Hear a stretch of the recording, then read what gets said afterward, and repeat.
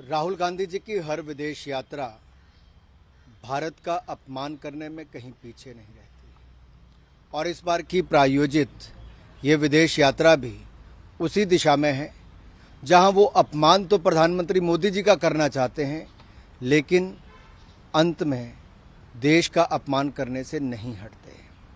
पूर्व में भी आप देखें, वो भारत को एक राष्ट्र ही नहीं मानते, वो तो राज्यों का संघ कहते हैं और भारत के बढ़ते कदमों पर भी प्रश्न चिन्ह खड़ा करते हैं। आखिरकार राहुल गांधी जी विदेश में जाकर क्या पाना चाहते हैं?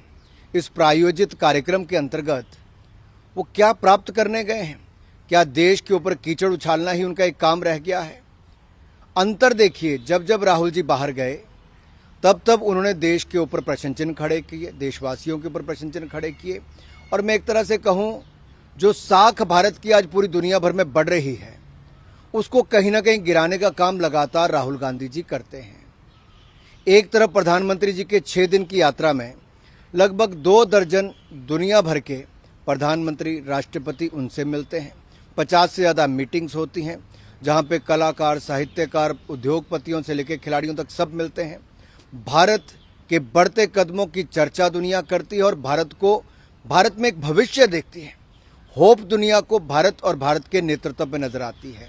दुनिया के बड़े नेता जब ये कहते हैं कि मोदी जी दुनिया के सबसे लोकप्रिय नेता हैं और बार बार एक नहीं अनेक ऐसे सर्वेस में पाया जाता है। ऑस्ट्रेलिया के प्रधानमंत्री कहते हैं prime minister Modi is the boss. शायद राहुल गांधी जी को ये बात भी हजम नहीं हुई। इटली की प्रधानमंत्री ने जब कहा कि मोदी जी दुनिया के सबसे लोकप्रिय नेता हैं और किसी देश के प्रधानमंत्री अगर उनको अभिनंदन पांव छूकर करते हैं, शायद ये 75 वर्षों में कभी नहीं हुआ, तो कांग्रेस इसको हजम नहीं कर पाई।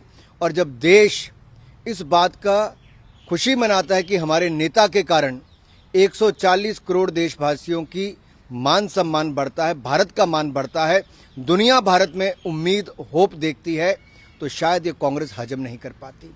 और जिस कालखंड की बात राहुल गांधी जी करते हैं कि 80 के दशक में दलितों पर अत्याचार होता था, अनुसूचित जाति के परिवारों पर अत्याचार होता था, तब देश और प्रदेश में, उत्तर प्रदेश में कांग्रेस की ही सरकारें थी। शायद वो बाहर जाके बताना चाहते थे कि इनके समय दलितों पर, अल्पसंख्यकों पर अत्याचार होते थे। नरेंद्र मोदी जी की सरकार में सबका साथ, सबका विकास, सबका विश्वास और सबका प्रयास, इसी मूल मंत्र के साथ आगे चलते हैं। इनके समय लड़खड़ाती, चरमराती अर्थव्यवस्था थी, आज दुनिया की 5वीं सबसे बड़ी अर्थव्यवस्था हो गई है। इनके समय हिंदुस्तान की परंपराओं को मारने का काम किया जाता था, ये पश्चिमी संस्कृति की ओर देखते थे। नरेंद्र मोदी जी ने कला, संस्कृति और अपनी परंपराओं को एक बार फिर जगाने का काम किया है। हमने गुलामी की मानसिकता से बाहर निकलने का काम किया और अपने गौरवशाली इतिहास पर गर्व करने का काम किया। कांग्रेस ने अपने गौरवशाली इतिहास को सदा दबाने का काम किया और गुलामी की मानसिकता के साथ देश को चलाने का। यही अंतर है। आज वो विदेशों में जाकर राहुल गांधी जी भारत, भारतीयों और भारतीयता को अपमानित करते हैं, बदनाम करते हैं, कीचड़ उछालते हैं। ये देश को कभी स्वीकार नहीं होगा। नमस्कार, मैं हूं मानक गुप्ता। अगर आपको हमारा ये वीडियो पसंद आया हो तो इसे लाइक और शेयर जरूर करें और हाँ, हमें सब्सक्राइब और फॉलो करना ना भूलें ताकि आप देश और दुनिया की कोई खबर मिस ना करें। तो जुड़े रहिए हमारे साथ और देखते रहिए न्यूज़ 24।